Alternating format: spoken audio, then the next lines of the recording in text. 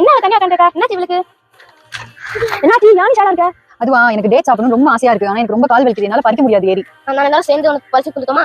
உங்களால முடியுமா? ஓகே நாங்க ட்ரை பண்றோம். சரி நான் வெயிட் பண்றேன். Okay thank you.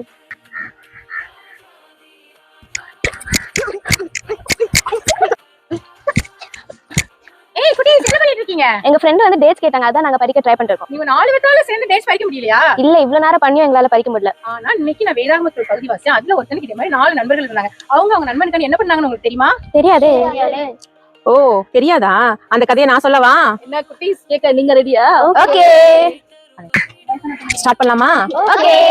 ஒரு ஊர்ல எப்படின்னா உங்களை மாதிரியே 4 ஃப்ரெண்ட்ஸ் இருந்தாங்களா.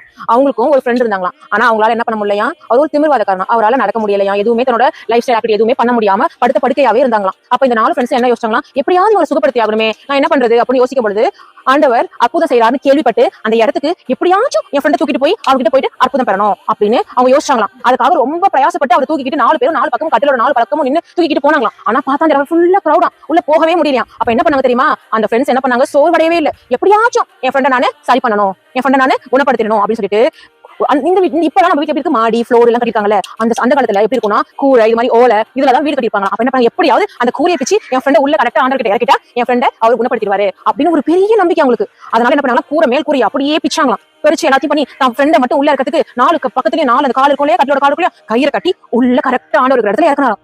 அப்ப பாத்தாங்க கடவுள் பார்த்தா, ஓ உங்க ஃப்ரெண்டுக்காக இவ்வளவு 4 ஃப்ரெண்டு பிரயாசப்பட்டு விசுவாசிச்சு நம்பி இறக்கிருக்காங்க அப்படின்னு சொல்லி கடவுள் என்ன பண்ணாராம், அவங்க விசுவாசத்தை அவர் பார்த்தாராம். நீங்களும் தான் பண்றீங்க இவ்வளவு நேரமா. அவங்க பாரு அவங்க ஃப்ரெண்டுக்காக உள்ள இருக்காங்க. உங்களால இவ்வளவு கிட்ட இருக்க டேட்ஸை பிரிக்க முடியல என்ன?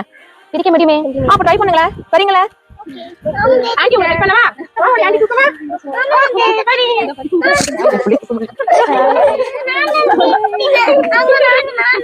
ஆனா நீங்க ஒண்ணும் கதையை முடிக்கலையே.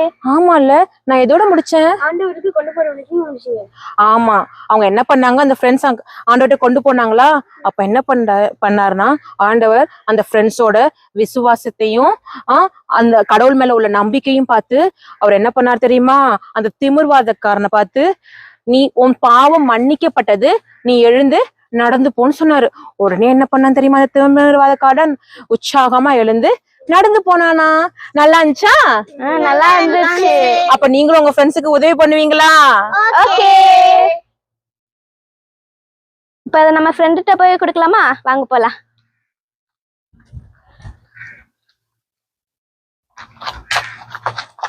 ஐ பறிச்சிட்டீங்களா?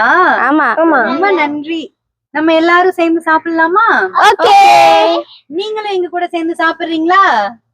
பாய். பாய்.